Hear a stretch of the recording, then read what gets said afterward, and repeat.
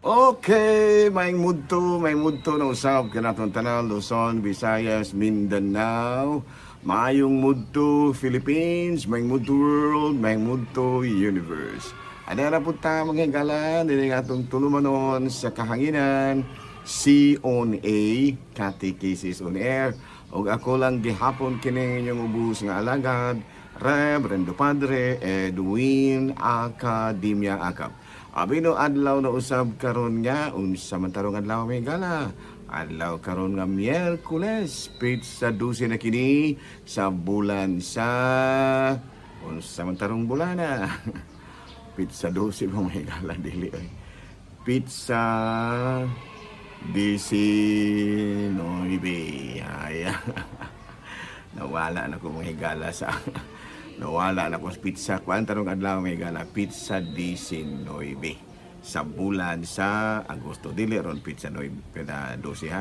Pizza 19. Ayan no. So na nga padayon kita sa ato ang pagpangalaga diining kamuntuon. Abi no may gala no, ari kita sa ato ari kita sa atong CBCP News, Balitang Simbahanon, niining kamuntuon. Abi na may higala, no? CBCP News na to. CBCP News na to may higala, Manila Cardinal ask what faith they will live future generations. Mao ka na ang gipangutana ni Cardinal Jose Advincula nga matud pa Cora Parroco sa Minor Basilica and Parish of Saint Sebastian, no? Matud pa no sa niadtong pitsa 14, no? Sa kining Quiapo. Iya no.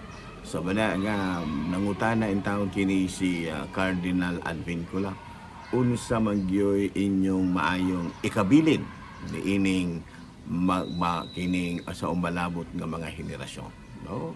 Mga pangutana ba no gipangutana ang mga tao sa inyong panahon karon unsa kaha nga mga maayong pagtulunan nga inyong ikabilin alang sa mga umalabot nga henerasyon, no? Matud pa niya, no? Cardinal Advincula ask faithful, what faith can you live future generations? Ayan, no? Sumupo na siguro atong pangutana sa atong kaugalingon, no? Unsa po dagay pa mga maayong pagtulunan nga atong ikabilin sa ato ang mga umalabot ng mga tao, no? Balita mga higala gikan sa Vatican, the cry of displaced children rises to God. O kana, no? Kay gihimo kining moong pamahayag ni Pope Leo XIV niadtong pagsaulog sa 112th World Day of Migrants and Refugees. Ayan, no? Mao kini ang iyahag nga gipanulti usab, no, nga ang mga bata kuno sa kini bitaw ang tigog sa mga bata nga medyo na wala mahimutang sa eksaktong lugar ni ang hilak sa mga bata nga wala mahimutang sa eksaktong lugar miabot na dungog dito sa langit. Ana, no? So mo kana makigala mga balitang simbahanon ining kamuntuhon ug padayon kita sa ato ang pagpangalagan. Sabi no? Ari na ta higala sa atong Saint of the Day. Bueneo August 19 nga ato karon nga santo mao si Saint John Eudes, no? Saint John Eudes, Eudes, Eudes, no? No, kini si Saint John Eudes, usa kini siya ka French, taga France kini siya, no? Nya taga Normandy, taga France, Normandy, unya ordained priest at age 24 and founded the Congregation of Jesus and Mary and devoted to the formation of the Diocesan Seminary. Yan. Oh, si St. John Eudes dito ay may founder ani. They also founded the Sisters of Charity of the Refuge and devoted to his devotion to the sacrament sa Heart and Immaculate Heart of Mary and declared by Pope Pius XI as the father of the cult of the Heart of Jesus and Mary. Ayan, no? Si Saint John Eudes. Si Saint John Eudes. Mao kadto mahigala daw mga ito ang Saint of the Day karon. Bino, ari na tamang higala sa ato ang katikism, no? Katikism na tamang higala. Bino, ang ato ang topic karon, popular devotions bridge to real faith. Yan, no? Sa ato pa pinaagi sa ato ang mga debosyon, no? Mapaingon kini ngadto sa tinuod gyud nga pagtuo. Okay, kini gong popular devotions mahigala, makatabang kinig dako kanato, pero kinahanglan nga iato ni siya nga i-transform ato pa dire, oh. Popular devotions act as a vital bridge to real faith by turning abstract spiritual belief into daily tangible actions. Practices like routine prayer, simple scripture reading, and communal traditions anchor the heart, helping people move from a distant idea of God to a steady live out to trust in daily life. Ito pa, kini kong mga popular devotion na ito, kini bitang mag-rosaryo kita kada adlaw, mag-novena kita, mag-devotion kita sa Sacred Heart of Jesus. Ang ngay gid ay kini nga, kung mo gini siya pag-ampo or man kini. Pero, mga kuan ba, kaning gitawag bitaw nato og kana bitaw, ato bang mga pag-devotion ba? Pero, makatabang kini pag-ayo sa dakong natong pagtuo. Kung gikan sa dili makita nga espirituhanong pagtuo, ato kini i-take into action sa atong kinabuhi. Ipakita sa buhat ba? No? Panalitan kini sige natong ampo, sige natong basa sa Biblia, kining communal traditions nga naagyon mismo gibalik-balik kinato nga kanang anggyo kanang it can help people move from a distant idea of God to a steady lived out trust in daily lives. O kanang ato ba kini atong mga kuan ba, kini bitaw ato bitaw nga mga popular devotions, kini atong pagdebosyon sa mahal nga Birhen, pagdebosyon nato sa mga sa mahal nga kasingkas sa Sacred Heart of Jesus, pagdebosyon nato sa ato ang mga patron, mga santo. Kinahanglan di ay nga matud pa, it should be done in daily routine. No, regular habits keep the mind focused on God during ordinary busy days. Sa ato pa, atong yung puyaan sa atong kinabuhi, ang atong mga popular devotions, dili ingon nga kutob raputas devotion gyud. Okay. Mumunay kuyaw din ha. No? Unya, they should be tangible touch points. O sa mga kining tangible touch points, physical act ba? No, like opening a text, lighting a candle, or using prayer beads. No, kanang munang makita. No, unya steadfast trust. No, small repeated choices to obey build the endurance needed for deep spiritual maturity. Sa ato pa ato lang yun kini bitaw mga popular devotion to bakang daghang itang mga devotion ba, nagdebosyon kita sa Sacred Heart, nagdebosyon kita sa mahal nga Birhen, nagdebosyon kita sa mga Birhen sa Fatima badagay nana, sa Guadalupe, sa Lourdes ug daghan pang uban. Mas paayog yun nga matud pa dire, no, it should be focused on God during ordinary busy days. Ipakita yun sa maayong buhat. Dili mahimo nga abi kay nagpopular devotions ta, sige tang nagrosaryo, sige tang ganubina, di ara pud takutob. Kinahanglan nga matud pa himuon gid nato, ipakita gid nato sa pinaagi sa maayong buhat, no? And then of course, moving beyond routine. We should avoid empty habits. Empty habits. O sabi ng empty habits, kana bang gadibusyon man tuon pero wala gyud po kay mga kana bitang gitawag mo na sa English o mga buhat ba, no, mga buhat nga medyo mapakita gyud atong dakong pagtuo pinaagi sa atong relasyon sa atong isig ka tawo, no. Actions matter only when tied to a genuine desire to love God and others, no. Kinahanglan gyud nga ipakita gyud nato ang atong mga devotion pinaagi sa atong hugot nga gugma sa Dios o sa atong isig ka tawo. Okay, basin bang hugot nga gugma sa Dios lagi na ato pero wala po yung hugot nga gugma sa Dios ngadto sa atong isig ka tawo. No mo na, no? So popular devotions may kay na siya, pero kinahanglan nga ipakita gyud sa buhat. Ug matud pa, actions matter only when tied to a genuine desire to love God and others. And of course, connect to truth.